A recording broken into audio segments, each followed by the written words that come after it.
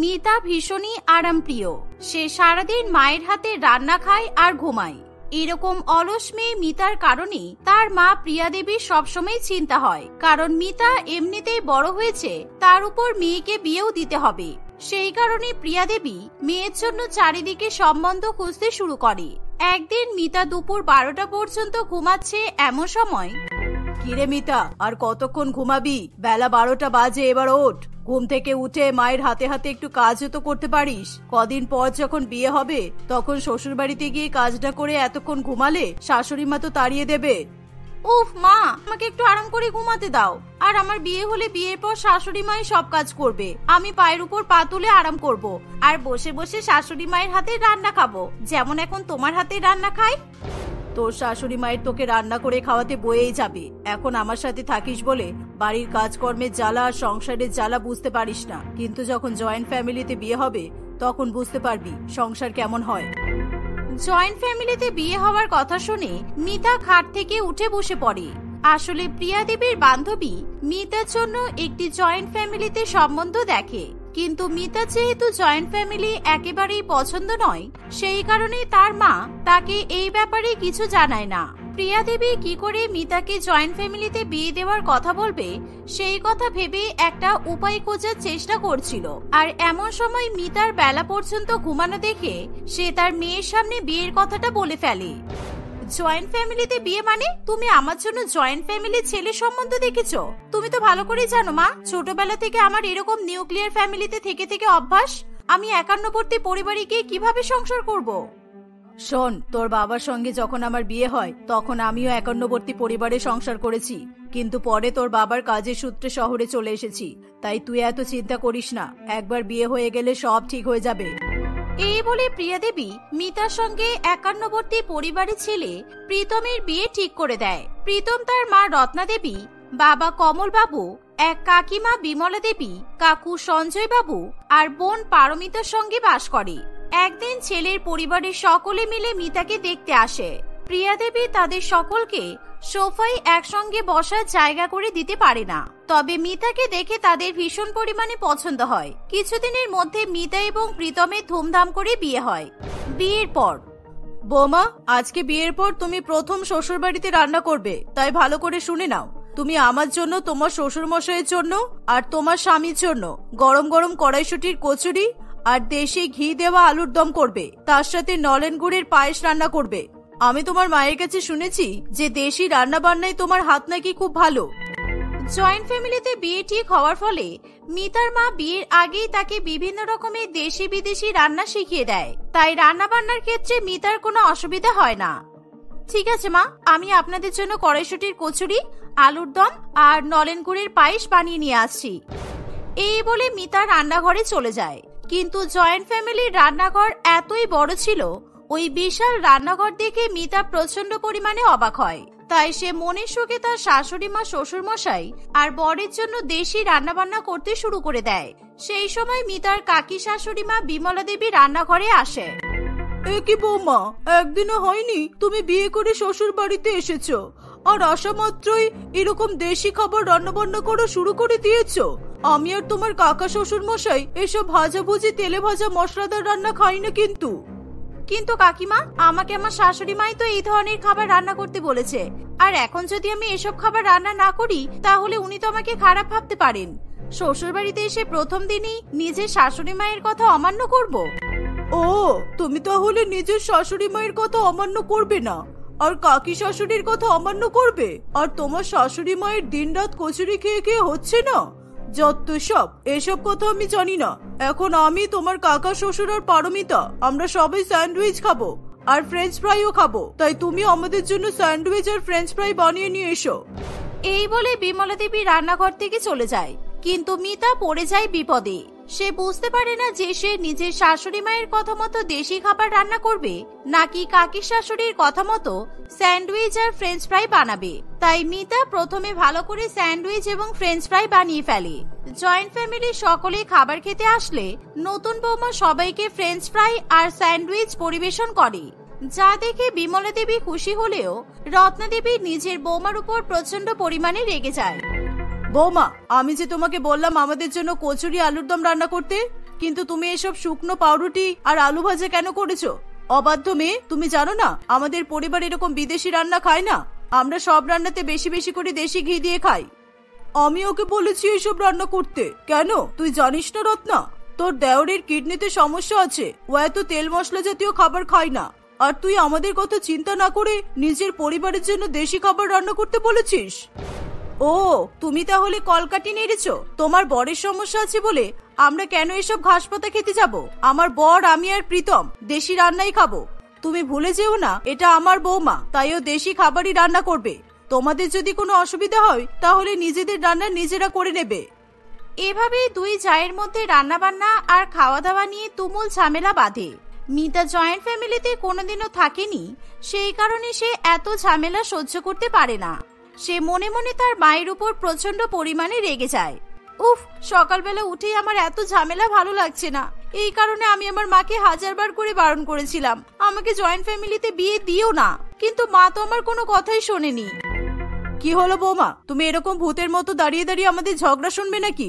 এক্ষুনি যাও, আমাদের জন্য গরম গরম কচুরি আলুর দম রান্না করে নিয়ে এসো। আর আমি তোমাকে প্রত্যেকদিন যে দেশি রান্নাগুলো করতে বলবো তুমি সেই রান্নাই করবে। তোমাকে আমি যা বলবো তুমি সেই কথাই শুনবে, কাকি শাশুড়ির কথা শোনার কোনো দরকার নেই। মিতা আবার তার শাশুড়ি মায়ের জন্য বিভিন্ন ধরনের দেশি রান্না করতে চলে যায়। এভাবেই সারা সকাল ধরে 2 রকমের রান্না করতে গিয়ে মিতার খুবই খাটাখাটনি হয়ে যায়, কিন্তু সে বাড়ির বউ, তাই তার কিছু করারও থাকে না। মিতা আবার তার শাশুড়ি মা, শ্বশুর মশাই এবং বরের জন্য কড়াইশুটির কচুরি, আলুর দম এবং নলেন গুড়ের পায়েস রান্না করে ফেলে। এমনকি দুপুর বেলাতেও রত্না দেবী মিতাকে গরম গরম বাসন্তী চালের পোলাও আর মটন কষা রান্না করতে বলে। এত বেশি রান্নার মাঝে মিতা 1 মিনিটও বিশ্রাম নিতে পারে না।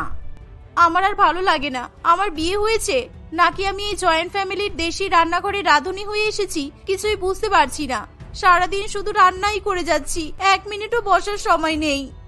মিতা সবে দুপুরের জন্য পোলাও মাংস রান্না করছে, এমন সময় প্রীতম আবার তাকে স্যালাড কাটার অর্ডার করে দেয়। উফ, এত সুন্দর পোলাও মাংস দিয়ে স্যালাড খেতে আমার খুব ভালো লাগে। তার সাথে আমার জন্য একটু গ্রিন চাটনি বানিয়ে দাও, তা না হলে আমার খাবারটা ঠিক জমবে না। বৌদি, আমার এত ভারী খাবার খেতে ইচ্ছা করছে না, তুমি আমার জন্য ইটালিয়ান পিৎজা আর পাস্তা রান্না করে দাও। আমি দোকান থেকে অর্ডার দিয়ে এসব খাবার খেতে চাই, কিন্তু আমার মা আমাকে খেতেই দেয় না। তোকে আর পিৎজা পাস্তা খেতে হবে না, একই দুপুরবেলা এত কষা কষা মাংস আর পোলাও খেতে হচ্ছে যা আমার মোটেই পছন্দ নয়। তার উপর তুই আবার পিৎজা পাস্তা খেতে চাইছিস। এইভাবেই খাওয়া নিয়ে আবার একটা ঝামেলা সৃষ্টি হবে, তার আগেই মিতা সেই ঝামেলা থামিয়ে দেয়। সে সবার পছন্দ মতো রান্না করে সবাইকে খাইয়ে খুশি করে। শেষ পর্যন্ত সকলের খাওয়া দাওয়া হয়ে গেলে মিতা জয়েন্ট ফ্যামিলির খাওয়ার টেবিল পরিষ্কার করে ঘরে গিয়ে খাটের উপর বসে পড়ে। উফ, শান্তি, সারাদিন পরে বিকালে একটু বসার সুযোগ পেলাম, এবার মাকে ফোন করব। এই বলে মিতা তার মায়ের কাছে শ্বশুরবাড়ির নামে নালিশ করার জন্য ফোন করে। মা, শুনতে পাচ্ছ? তোমার ধারণা আছে আমাকে শ্বশুর বাড়িতে এসে কত খাটতে হচ্ছে? একা হাতে জয়েন্ট ফ্যামিলির রান্না বান্না সামলাতে হচ্ছে, কেউ আমাকে একটুও হেল্প করে না। আমার জীবন এই কচুরি, আলুর দম, পোলাও, মাংসের মধ্যে আটকে একেবারে স্যান্ডউইচ হয়ে যাচ্ছে। প্রথম প্রথম একটু সমস্যা হবে, তারপর সব ঠিক হয়ে যাবে। তুই সবার মন জুগিয়ে চল, বুঝলি? হ্যাঁ, মন জুগিয়ে চলতে গিয়ে আমি এত বড় শ্বশুর বাড়ির দেশি রান্নাঘরে রান্না করে করে নিজের জীবন শেষ করে দেব, তাই তো? আসলে তোমরা সবাই সমান। এই বলে মিতা তার মায়ের মুখের উপর ফোনটা কেটে দেয়। দেখতে দেখতে কিছুদিন কাটে। প্রত্যেকদিন মিতা তার শাশুড়ি মায়ের আবদার মতো মাছের কালিয়া থেকে শুরু করে মাছের মাথা দিয়ে ডাল, চিকেন, মটন কষা আর কাকি শাশুড়ি মায়ের আবদার মতো পাতলা করে মাছের ঝোল, ডাটা, চচ্চড়ি, শাকসবজি ইত্যাদি রান্না করতে থাকে। মিতা তার কাকি শাশুড়ি মায়ের কথা মেনে তাদের পছন্দ মতো খাবার রান্না করছে দেখে রত্না দেবী নিজের বৌমাকে ভীষণ বকাবকি করে আর তাকে বলে দেয় বিমলা দেবীর পছন্দ মতো খাবার যেন রান্না না করে। আর সেই জন্যই বিমলা দেবী এবং তার পরিবারকেও মটন কষা আর ভাত খেতে হয়। তোদের এত কষা কষা রান্না খাওয়ার জন্য আমার বরের যদি শরীর খারাপ করে তাহলে কিন্তু তুই দায়ী থাকবি রত্না। এই বউটা তোর ছেলের বলে তোরে যা ইচ্ছে তাই খুশি করছিস।